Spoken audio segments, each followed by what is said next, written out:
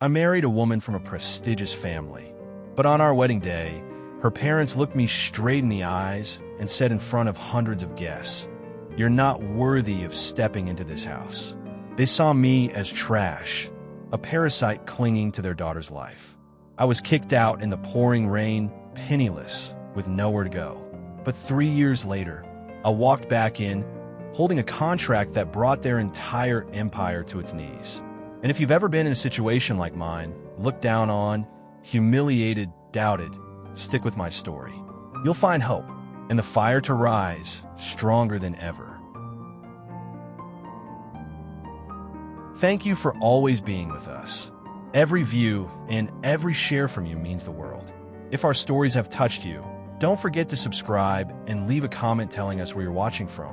Who knows, the next story might just have a piece of you in it.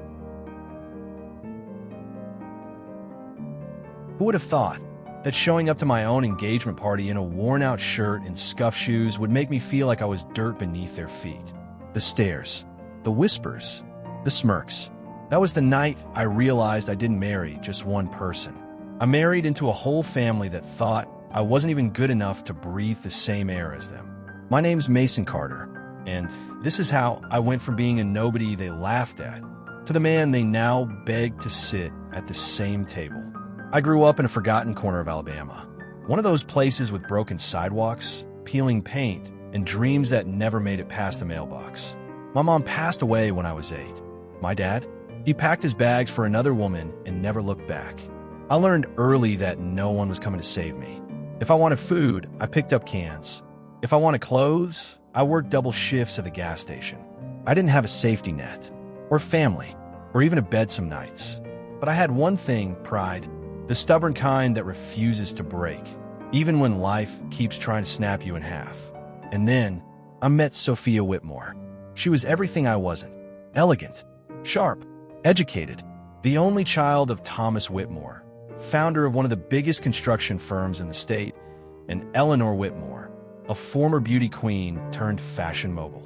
Sophia walked into the university seminar room wearing white heels and confidence like armor. Me? I was there on a scholarship in a secondhand button-down shirt, scribbling notes like my life depended on it, because it did. We were worlds apart, but somehow she saw me. Not the calluses, not the worn shoes or the awkward smile. She liked the way I listened, the way I didn't pretend, the way I stood still in a world that never paused for anyone. We fell in love, in secret. She knew her parents would never approve.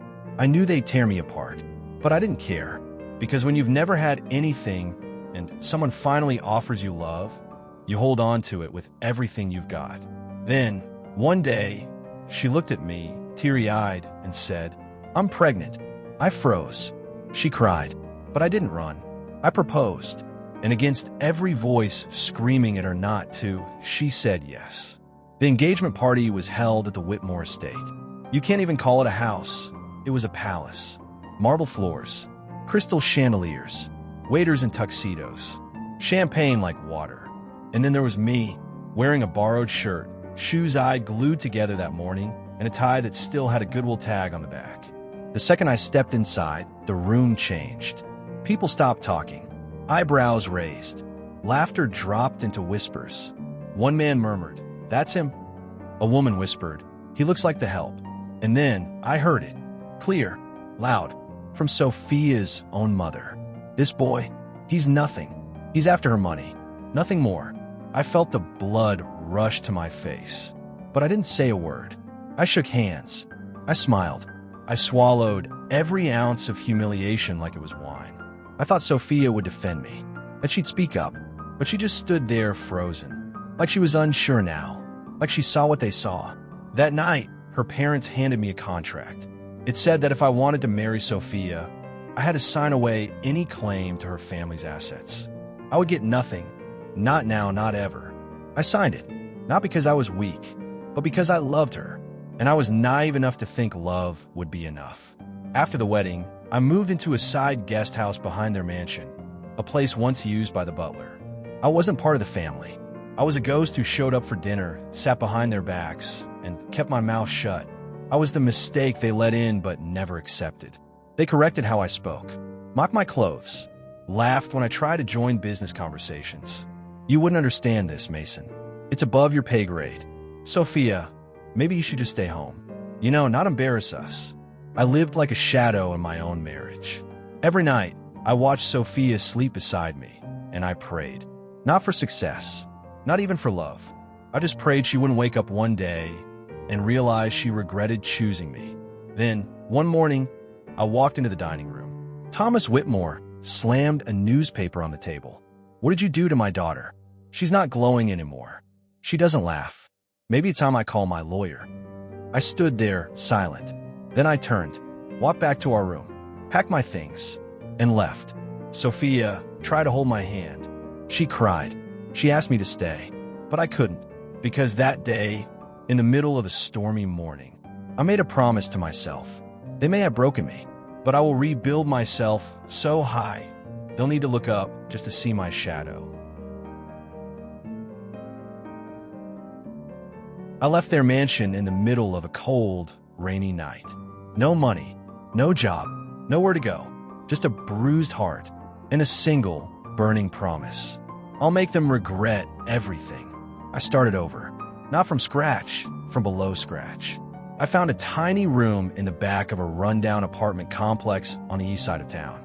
The kind of place where the ceiling leaks when it drizzles, the paint flakes off the walls like ash, and roaches don't even bother to hide. It smelled like mold and broken dreams. I got a job at a local shipping warehouse, lifting boxes, organizing inventory, working 14-hour shifts that left my back screaming and my palms raw with blisters. But I didn't complain. I didn't party. I didn't sleep in. I worked and I learned. Every night after work, I went to the public library. I devoured books on logistics, e-commerce, supply chain management. I watched videos about Amazon systems, Alibaba's models, and Walmart strategies. I scribbled notes like I was studying for the exam that would decide whether I lived or died. Because, in a way, it was. 3 months in, I started noticing all the flaws in the warehouse system where I worked. Too many delays, useless middlemen, drivers assigned inefficient routes, clients constantly unhappy. I put together an idea, a way to streamline deliveries, cut costs, and speed up shipping using direct-to-driver models and real-time tracking. I pitched it to my manager. He laughed in my face. You're a box boy, Mason. Leave the thinking to the suits. So I quit, not out of pride, but because I refused to let anyone limit what I knew I could do. With $312 in my account and a borrowed laptop with a cracked screen, I registered company. Just me, in my tiny damp room with no air conditioning and a roommate who smoked weed at 2 a.m. I called it True Flow Logistics. No office, no staff, no investors, but I had something stronger, a vision. I biked all across town, knocking on the doors of bakeries, flower shops, Etsy sellers, secondhand clothing stores, offering free trial deliveries through my app. Most people slammed the door. A few laughed. One florist, bless her heart, gave me a chance. She said, "You look like you hadn't eaten in days." I figured, worst case, you'd at least deliver the flowers right. And I did. Perfectly. On time. With proof of delivery photos and the sweetest note attached. She ordered again the next day. Then again. And again. Within a month, I had 7 regular clients. Then 15.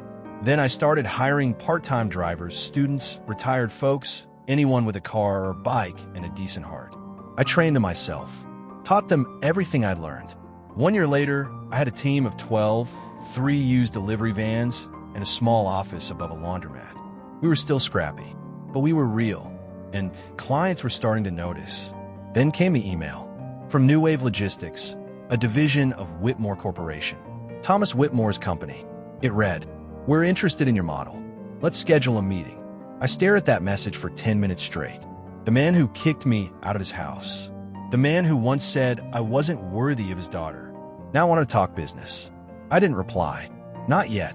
I waited. Worked harder. Scaled smarter. Reinvested every dime. No vacations. No new clothes. Just progress. 18 months after the night, they threw me out like garbage. I walked back into that building as a potential partner. The boardroom was sleek, modern, and cold, just like I remembered. Thomas sat at the head of the table. When he saw me, his jaw clenched just slightly. Didn't expect the founder of TrueFlow to be you. I smiled. Didn't expect your company to come knocking either. I laid out everything. The numbers, the clients, the savings we generated, our future roadmap. He said nothing for a while, then leaned forward. One condition, you'll stay away from Sophia. No contact, no involvement. You agree, we signed today. I stared at him. Then I stood up. Keep your contract. I'll keep my dignity. And I turned to leave. But just as I reached the door, it swung open. And there she was, Sophia. She looked different, paler, exhausted, but still beautiful in that haunting kind of way. And with her was a child, a little boy with chestnut curls and brown eyes. He looked like me. My stomach dropped. Sophia's voice shook as she said, "Mason, this is Noah. He's your son." I couldn't move. 3 years. They kept him from me for 3 years. Sophia walked closer, tears already streaming. They made me hide it. Said you'd ruin his life. Said he didn't need to know where he came from. I dropped to my knees, staring into the boy's eyes. He didn't cry. He didn't flinch. He just looked at me, like he already knew. And at that moment, I wasn't CEO. I wasn't a broken husband. I was just a father trying to catch up on years I never got. When I stepped into that boardroom, gleaming floors, floor-to-ceiling windows, polished wood that probably cost more than my old apartment, I wasn't the same man they had humiliated. I wasn't Mason the delivery boy anymore. I was Mason Carter, founder and CEO of TrueFlow Logistics, the company they needed more than they'd ever admit. Thomas Whitmore sat at the head of the long glass table. His tie was perfect, his posture regal, but there was something in his eyes, a flicker of disbelief, and for the first time ever, hesitation. "You," he muttered. "You're the one behind TrueFlow." I smiled, steady. "Didn't expect it to be me, did you?" He didn't reply. I opened my pitch, clean slides, hard numbers, market data, logistics optimization flows. His board of directors nodded along. Every question, I had an answer. Every flaw they tried to poke, already addressed.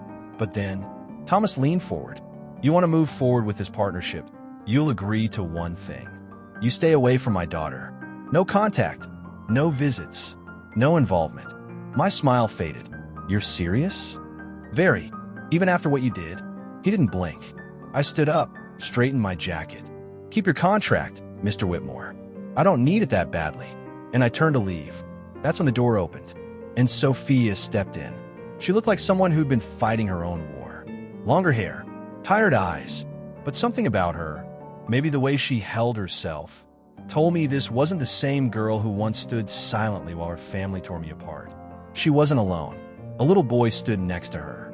Small sneakers, chubby hands, big brown eyes that looked just like mine. I felt the air leave my lungs. "Mason," she whispered, "this is Noah. He's your son." Everything around me went still. Boardroom, table, suits, contracts, gone. All I saw was that child, staring at me like he already knew who I was. I dropped to one knee. Sophia crouched beside him, holding his shoulders. "I wanted to tell you," she said, "but they made me believe you weren't good for him, that you'd never come back, that you'd ruin everything." I looked at the boy. He didn't flinch, didn't cry, just looked at me with quiet curiosity, like a mirror reflecting the parts of myself I had tried so hard to bury. "His name's Noah," she said again, "and he's smart, brave, kind, everything you would have made him, even without being there." I reached for his hand, slowly. He didn't pull back. He held on. Thomas stood up, knocking his chair backward. "Sophia, what the hell are you doing?" "I'm doing what I should have done 3 years ago," she shot back, "giving Noah his father." He slammed his fist on the table. "You don't know what he'll do. He's using you. Using this child." I stood up. "Enough." I walked over to the table, looked Thomas straight in the eye. "You may be a big man in your world, but in mine, you're just noise. You tried to erase me. Tried to erase him. But here we are, standing, breathing, thriving without you." Silence. I grabbed my son's hand. "I don't need your business. I don't need your approval. But I'll tell you what I do need, my son. And no one, not even you, is taking him away again." 3 weeks later, I got served. They were suing me for full custody of Noah. They brought in 3 high-end attorneys, filed petitions, dug on my past, photos of me living in that rat hole apartment, bank statements showing overdraft fees, even my old eviction notice. They wanted to prove I was unstable, unfit, a danger. I had one lawyer, young, new, fresh out of law school. He agreed to represent me because, years ago, he'd received a scholarship from the same outreach fund I helped start. We didn't have power. We didn't have money. But we had the truth. The courtroom was tense. Eleanor sat in the front row, dressed like she was attending a funeral. Hers or mine, I couldn't tell. The Whitmores painted me as a man who rose too fast, without roots, without history, without a home. They said Sophia was manipulated, that Noah needed stability, that I had anger issues from growing up without guidance. And when it was my turn to speak, I didn't use notes. I just looked at the judge. I won't deny where I came from. I was poor. I was broken. I slept on couches, floors, sometimes not even that. But I never ran. I never abandoned my son. They knew he was mine, and they hid him, not to protect him, but to control me. I might not be the perfect dad, but I'm present. I show up, and I'll keep showing up every single day for the rest of his life. The judge was quiet for a long time. Then he looked up and said the words I will never forget. Custody remains with Mason Carter. Case dismissed. Eleanor gasped. Thomas stood up like he was about to protest. But the judge didn't care. He banged the gavel once. And just like that, it was over. I turned to Noah, picked him up, and held him close. Sophia sobbed in the hallway. I held her too. We walked out of that courthouse not as victims, but as survivors. 3 years later, TrueFlow became the exclusive logistics provider for one of the largest retail chains in America. I was invited to give a keynote speech at a national entrepreneur summit. When a reporter asked, "What kept you going when the world looked down on you?" I smiled, a child with my eyes, a promise in the rain, and the memory of a room full of people who once called me trash, who now can't even afford to look me in the eyes.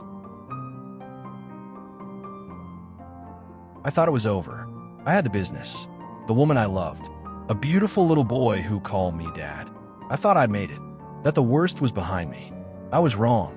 One afternoon, I was picking Noah up from preschool when a black SUV pulled up to the curb. Tinted windows, sleek body, the kind of car you know has bad news inside. The window rolled down, and there she was, Eleanor Whitmore. Flawless makeup, diamond earrings, that same old smirk. "Mason," she said, cool as ever. "We need to talk." I kept my hand on Noah's shoulder. "We have nothing to talk about." She gave me the look only someone born in a power can master. "Don't be so quick to decide." She handed me a folder through the window. I didn't take it. Inside is a contract. You sign it, and we wire you enough money to buy your little company 3 times over. What's the catch? You give up custody of Noah. Permanently. I felt my chest tighten. My jaw clenched. Why? Because he's a Whitmore. He deserves better than this pathetic life you've created.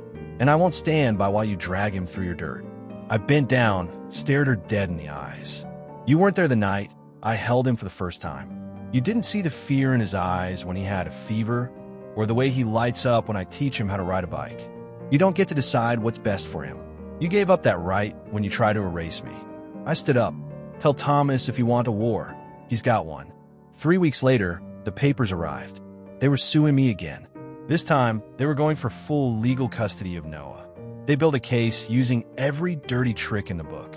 Photos of my old apartment, bank records from when I had nothing, screenshots of online comments twisting my story into something dark. They called in expert witnesses, hired child psychologists, made me look like a reckless, unstable man who clawed his way up from nothing and didn't belong near a child. And you know what? They weren't completely wrong. I had come from nothing. I had struggled, but I never once gave up on Noah. My lawyer, a young guy fresh out of law school, stood beside me like a damn soldier. He'd gotten a scholarship from a foundation I funded years after starting TrueFlow. He said, "Let them throw everything they've got. You just tell the truth." So I did. I walked up to that witness stand, looked the judge straight in the eye, and I spoke from the only place I had left, my heart. Your Honor, I won't lie. My past isn't pretty.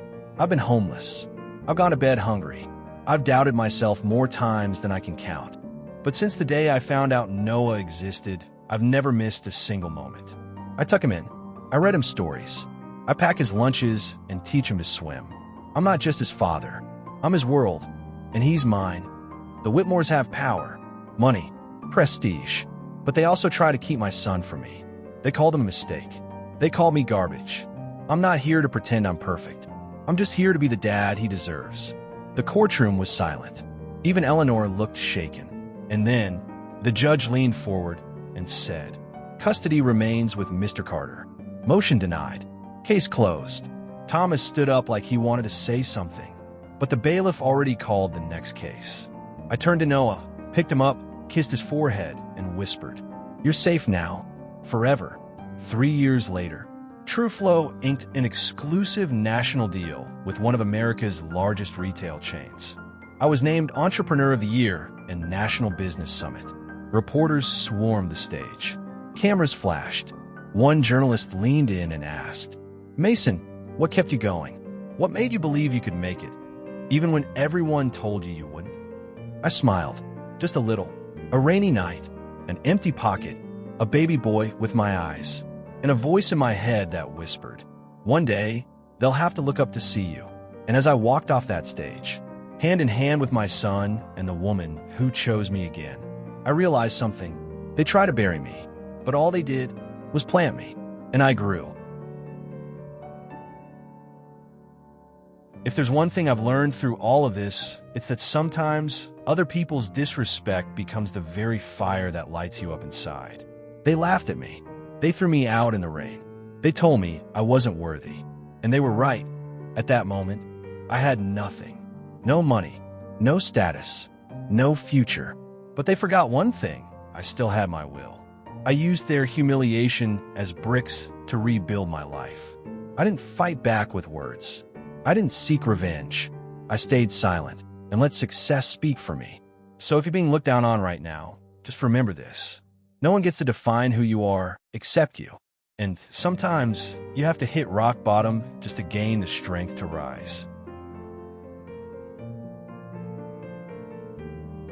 Subscribe to the channel now and turn on the notification bell so you won't miss the next story about betrayal, revenge, and redemption. What do you think? Share your thoughts in the comments below and let's talk about it. See you in the next story.